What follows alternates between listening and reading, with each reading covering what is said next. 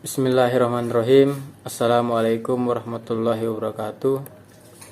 Perkenalkan, nama saya Muhammad Ulil Amri S, NIM 1831041177, jurusan Pendidikan Jasmani Kesehatan dan Rekreasi, kelas PJKRE, angkatan 2018. Pada video kali ini saya akan membahas sedikit atau menjelaskan sedikit tentang sosiologi penjas dan olahraga. Yang pertama yaitu pengertian sosiologi. Pengertian sosiologi terbagi menjadi beberapa, yaitu yang pertama secara bahasa, yang kedua secara istilah, dan yang ketiga menurut para ahli. Yang pertama, secara bahasa, sosiologi berasal dari bahasa Latin yaitu socius yang artinya kawan, dan logos yang artinya ilmu, sehingga dapat diartikan bahwa sosiologi adalah pengetahuan tentang pertemanan atau perkawanan. Menurut istilah, sosiologi pertama sekali dikemukakan oleh Augusto Comte dalam bukunya yang berjudul Cours de la Philosophie Positive.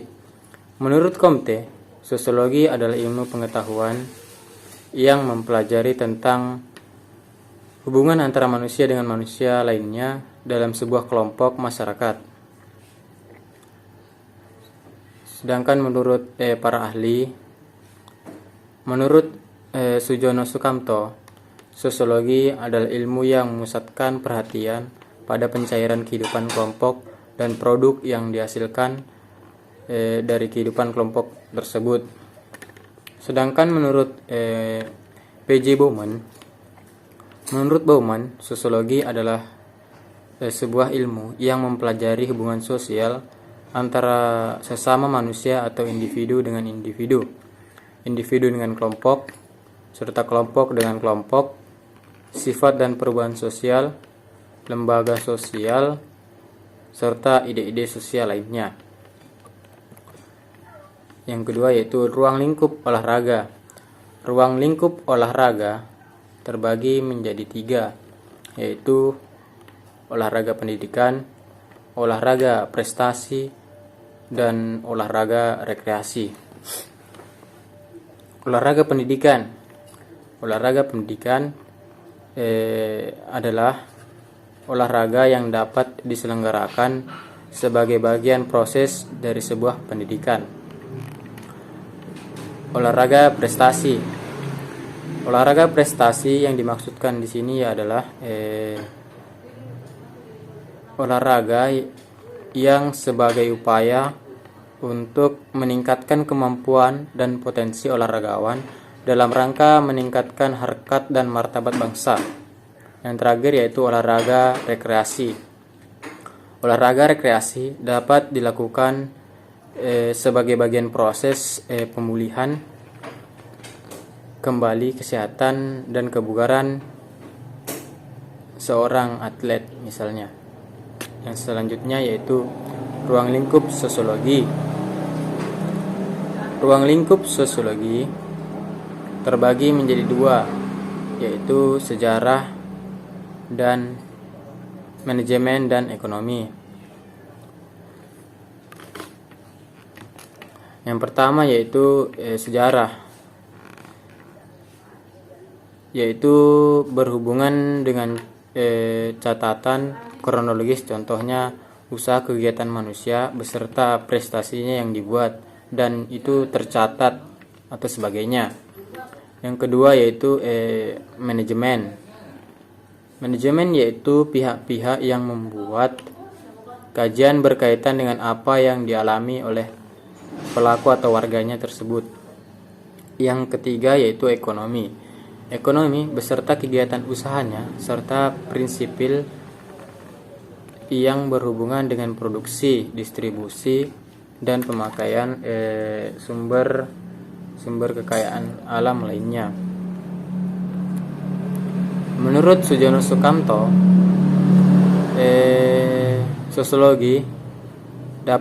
ruang lingkup sosiologi dapat dikelompokkan menjadi 2 macam cabang, yaitu yang pertama sosiologi umum dan sosiologi khusus. Sosiologi umum mempelajari dan menyelidiki tingkah laku manusia pada umumnya dalam mengadakan hubungan masyarakat.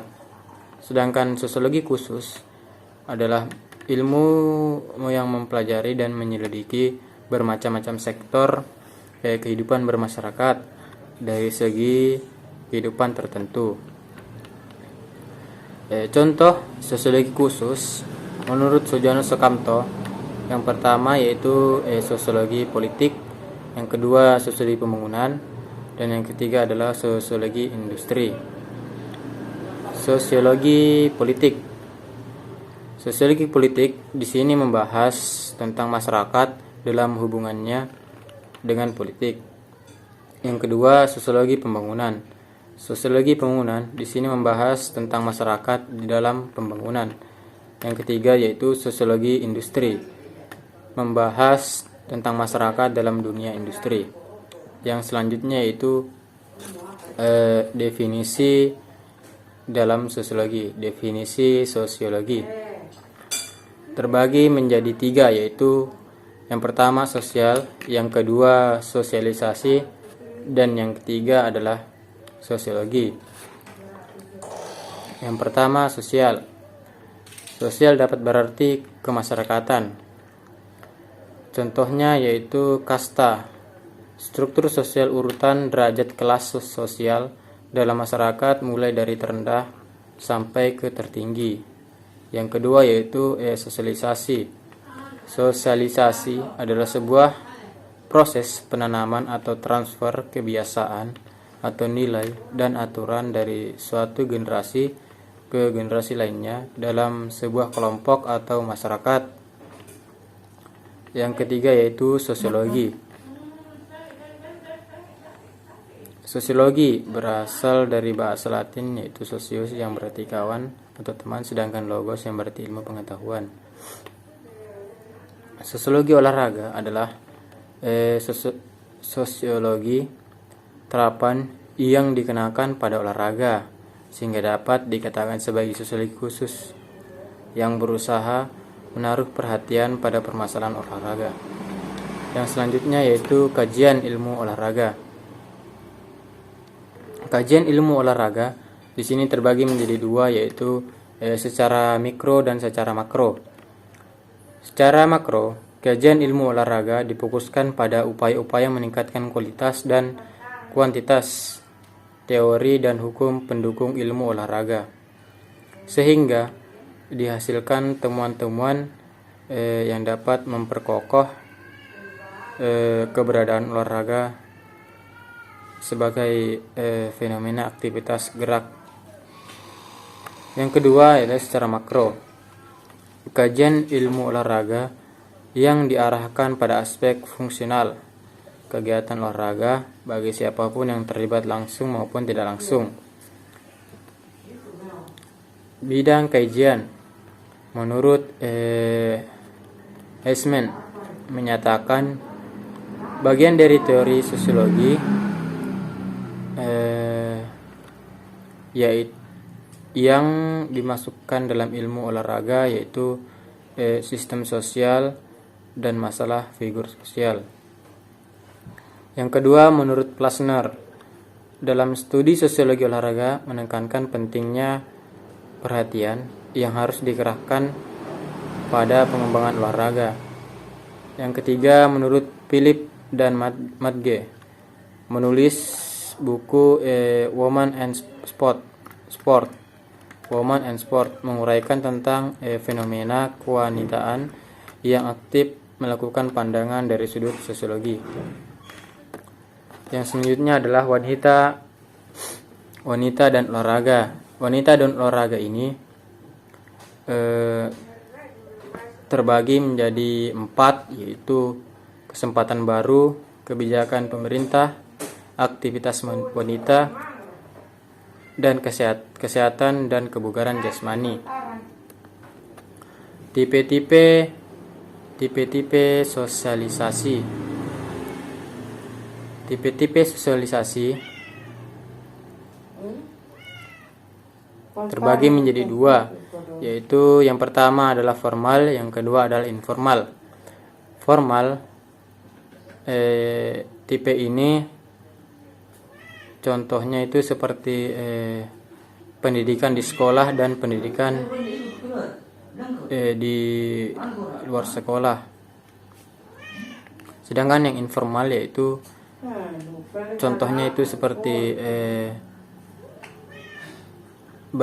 contohnya itu seperti kekeluargaan yang bersifat hubungan antara teman, sahabat, atau klub atau kelompok-kelompok sosial yang ada di dalam masyarakat.